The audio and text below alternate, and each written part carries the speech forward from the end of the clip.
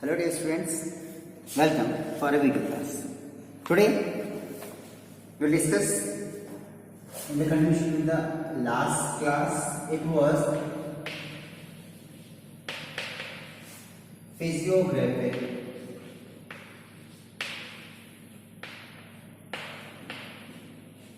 features of India. In this we have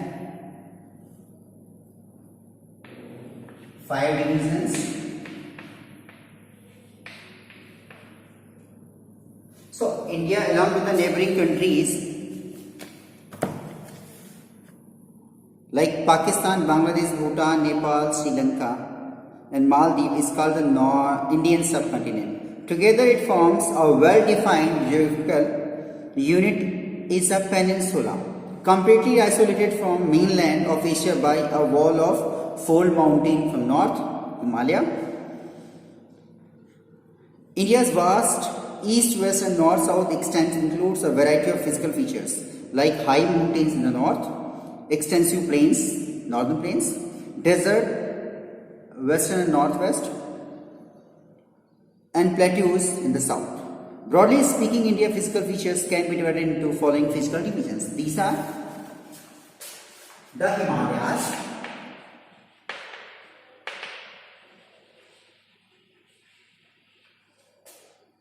northern plain,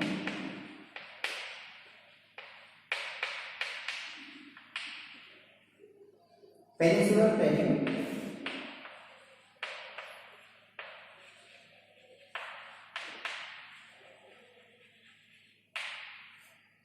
coastal region,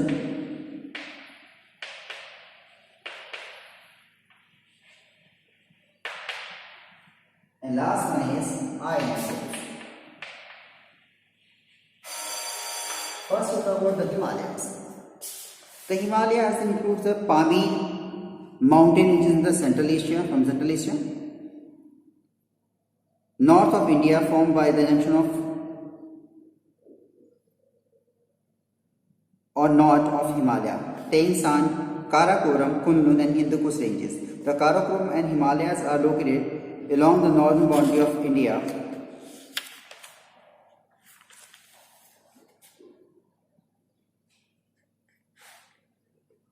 The northern mountain can be divided into 3 divisions. First one is the northwest range, where it is the series of mountain ranges radiating from the Pamir North, known as the roof of the world. The mainland ranges are Hindu Kush in the southwest, Kunlun in the east, Karakoram in the southwest, Ladakh and Jaskar running parallel to the Great Northern Wall, means the Himalaya. Second division of this Himalaya is the North Himalayan range or Northern Arc or Great Northern Himalaya. The Northern or North Himalayan ranges runs in the form of an arc. In the form of an arc. If it is a northern arc, we will talk about that. This way, here it is 3 ranges. Because it is arc. That's in the form of Himalayan arc. The northern Himalaya ranges runs in the form of an arc from Kashmir in the north to Assam in the east. The westernmost limit of northern arc is Nanga Parvat and the easternmost limit is marked by Namcha Barwa, from Nanga Parvat to Namcha Barwa in the Assam. Northern Himalaya ranges comprises 3 distinct parallels: Himadri, Middle or Lesser Himalaya and Shivalik ranges 3. First one is Himadri, only totally ice pack, Middle Himalaya or Shivalik, Lesser Himalaya and Shivalik the lower ranges. The northeast Himalayas, the third or last division or Purvanchal, these are a series of hills running through the Arunachal Pradesh, Nagaland, Manipur, Assam and Mizoram. They consist of Patkaibam and Naga hills in the north, Mizo hills or Losai hills in the northwest and Garo, Khasi and Jantia hills in the center. Garo, Khasi and Jantia hills in the center of your map. These are the ranges of that what I am saying.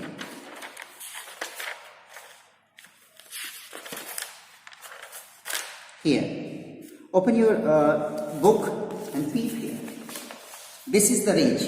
This portion, if you will watch, here all the names what is announced clearly given. Read it carefully. Next, the northern plains. Now talk about the Ganga from Punjab, Haryana, Uttarakhand is this part, lower part, Uttar Pradesh, West Bengal, Bihar. This is northern plains. What is happening here? Here given in the green color, it is given here. It is northern plain. Light green, it is northern plain.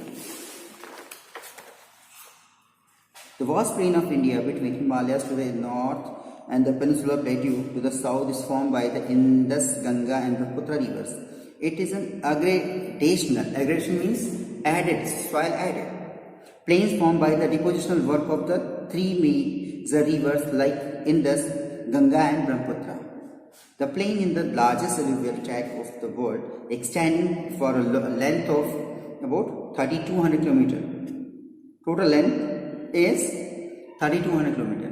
And in this 3200 km, 2400 lies in India. The Great Plains of India again divided into four major parts. First one the Thar Desert is first. Indus, Punjab, Haryana Plains, Ganga Plains and Brahmaputra Plains. So first we will discuss about the Thar Desert region here. In the west, it is a sandy desert northwest India and eastern Pakistan. The plain is also called Great Indian Desert. Yeah, it is the largest desert in India. It is also known as Great Indian Desert. Or Marusthili means dry soil. Maru means dry. This desert is also known as Thar Desert.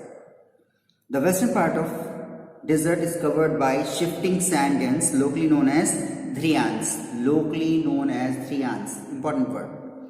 The eastern part of the desert up to Aravalli ranges is a semi-arid region called Rajasthan Bagar. The most important river is Luni, which flows southward to the run of Kutch. North of Luni basins, there are several saltwater lakes like Sambhar and Kuchman.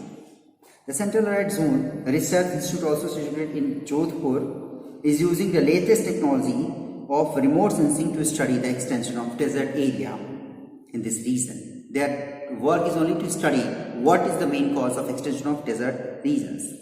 Now, next of this part is four regions said. First one is what? Second one is the Punjab Haryana plain, very fertile.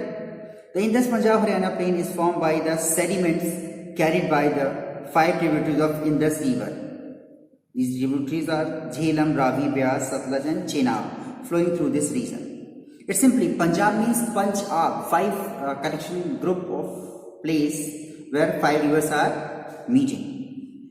Punjab is known as Punjab Plains. The land of five rivers is primarily made up of Doab, the land between two rivers. Doab region means these are two rivers flowing. Imagine. And here, not joined. Rivers are flowing. So, these are the main rivers.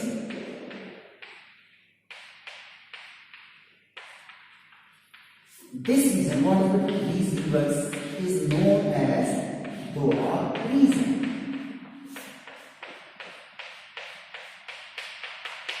This is known as Doab. The eastern part of Punjab plain is relatively flat, but the northern part is extensively eroded by the numerous streams coming down from the Shivalik ranges of Himalaya. The network of such stream is locally known as Chos. Next, after Punjab Haryana, next part is of Ganga. What is here? Most part of the deltaic plain of Bengal is now in Bangladesh. The whole deltaic plain is composed of old and new alluvium and mud that is full of marshy area. To the north lies Ganga Brahmaputra Doab region. Next, in the east, peep in your map where I said Brahmaputra Plains, the Brahmaputra Plain extends from the Sadia in the east to Dhubri in the west, both in the eastern states. Its length is nearly 640 km, width is 100 km or less. The plain is made up of alluvial carried by the Brahmaputra and its tributaries. The Indus-Ganga Brahmaputra Plain is the home of millions of Indians, very fertile region of the world, one of the most fertile. We are simply growing our crops to feed our this much big population. So by default, where the fertile soil is available, water sources are available, people are willing to stay around that fertile plains. Next one is peninsular plateaus. Peninsula. The Indian plateau is also known as the peninsular plateau. Peninsula means a tract of land having water on three sides: Indian Ocean, Arabian Sea, Bay of Bengal. Three sides. So it is peninsula. It is a it is a part of old landmass called Gondwana land. More deep study. It's a piece of land floating on the ocean. So it is a part of that Gondwana land. It is made of igneous and metamorphic rocks. We have three types of rocks: igneous, sedimentary and metamorphic. So it is the combination of igneous and metamorphic, means more durable. The peninsular plateau lies in the south of Vindhyas and Satpura ranges. It consists of four parts: Indian Plateau, Deccan Plateau, Western Ghat and Eastern Ghat. In the first four divisions. Now first one is the Indian Plateau. The Indian Plateau begins from the Aravalli Hills in the northwest. Aravalli Hills in the northwest. Here, before that. Aravalli is in the northwest, the Aravalli from the old mountain system of India. Further south between the Aravallis and the Vindhya ranges, it lies the Malwa Plateau. Here is, I will share one map for us. Today I will share. Here it is Malwa Plateau. Repeat me that map. Malwa Plateau.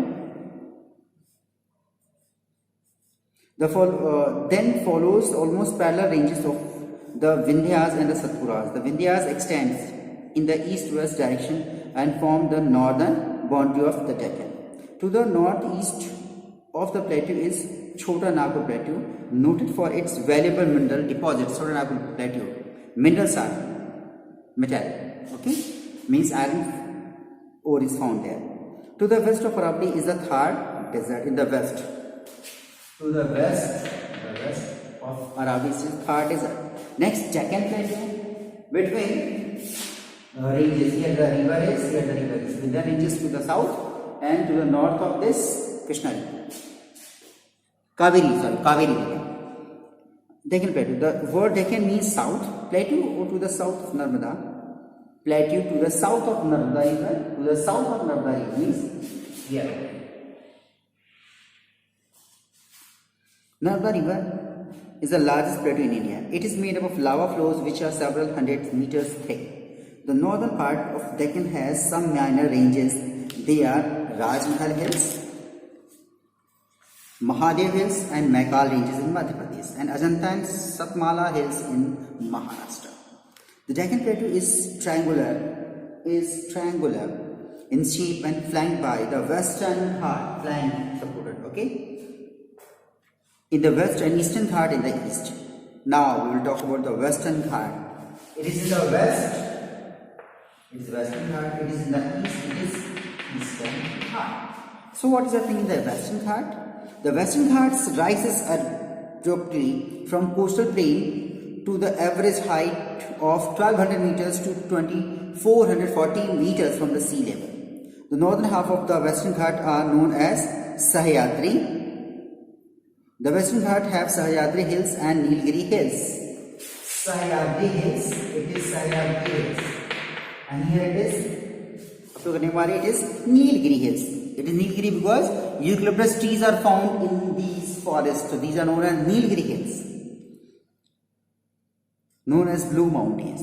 To the south of Nilgiri Hills are Annamalai, Cardamom and Palni Hills. Anai Mudi, the height is 2695 meter in the Annamalai Hills, is the highest peak in the peninsular region area. Anaimuri is the highest peak Annamalai Hills.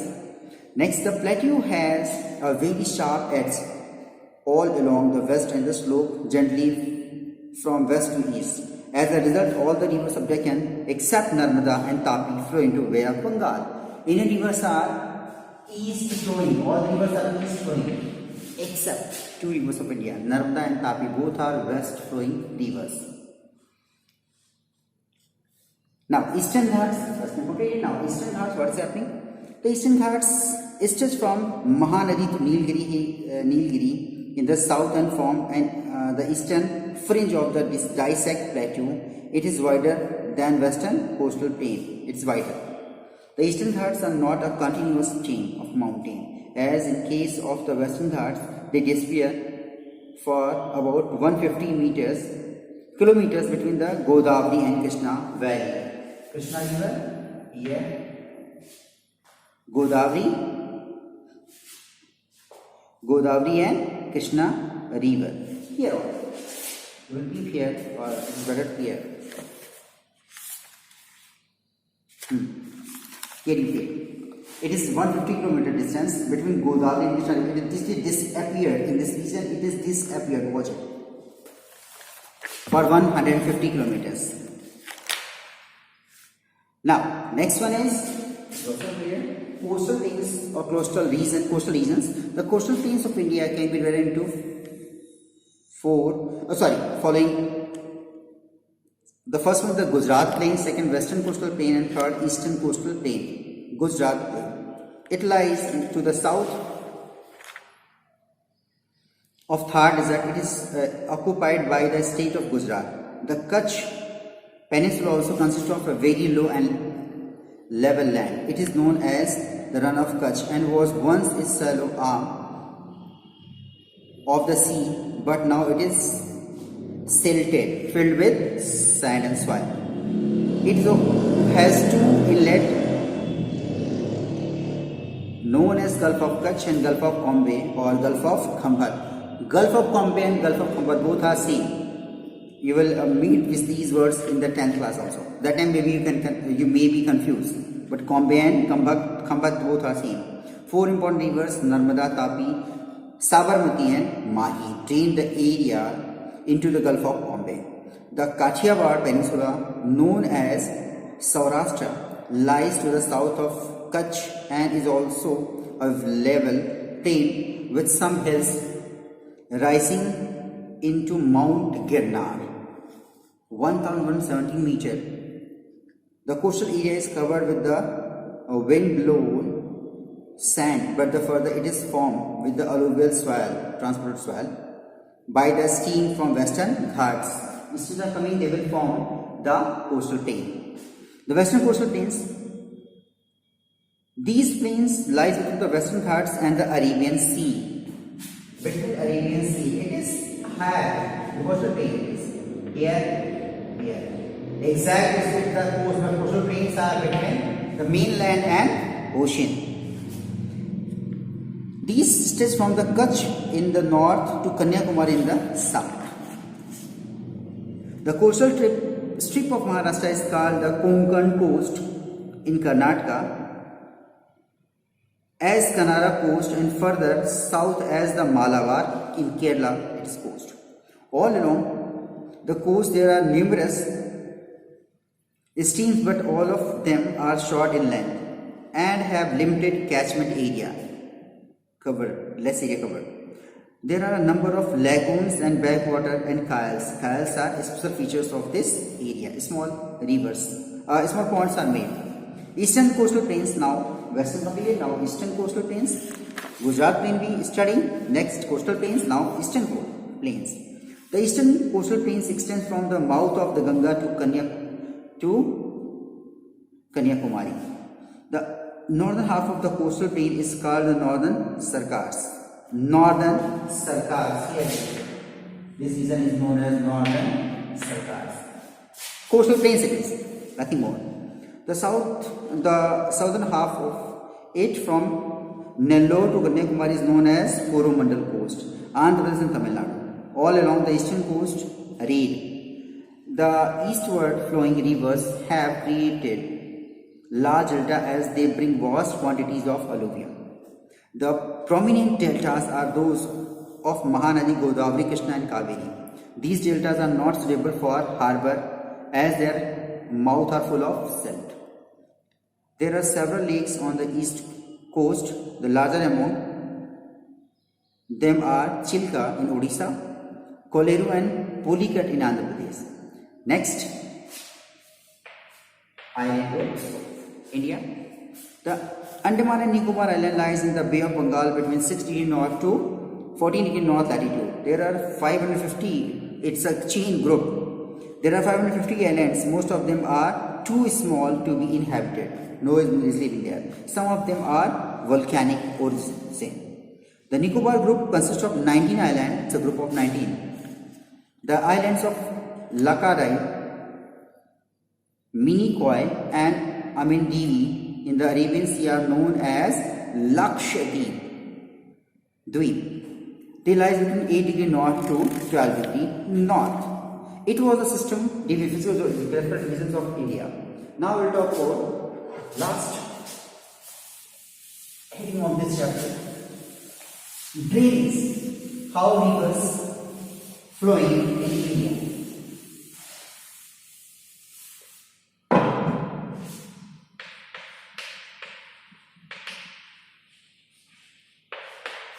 Drains. India is blessed with hundreds of large and small rivers which drain the length and breadth of the subcontinent. They are a great source of water, fresh water, for the irrigation, navigation, industrial and domestic purpose and hydroelectric power generation. Almost all the plains have been formed by the depositional work of these rivers. Depositional works, they will deposit, the areas will be more fertile. Rivers of North India. The main rivers of northern plains, the Indus, the Ganga and the Brahmaputra are perennial. Water is maintained for 12 months and do not depend on monsoon rain. The Indus along with its 5 tributaries, Jhelum, Chenab, Ravi, Beas and Satluj, is termed as the one of the largest drainage system of the world. The Ganga River system consists of main river Ganga and a large number of its tributaries. Ganga has many tributaries. Are Ganga, Yamuna, Gomti, Ghagra, Gandak, Kosi from the north and Chambal, Damodar, Betwa, Son from the southern side, known as tributaries of Ganga. Last one is the Brahmaputra system. The Brahmaputra is one of the largest river of the world and passes through Tibet, India and Bangladesh. 3 countries covered by this. Rivers of Peninsular India. What is in the South India now we will talk about. Almost all the major rivers of Peninsular India are dependent on monsoon. They are peninsular, non-perennial rivers. They are swift flowing and do not make any delta. Instead of delta, they form estuaries before joining the Bay of Bengal. Some of the important rivers of Peninsular India are Mahanadi, Narmada, Tapi, Godavari, Krishna and Kaveri. Now we will talk about the comparison between the peninsular and northern rivers of India.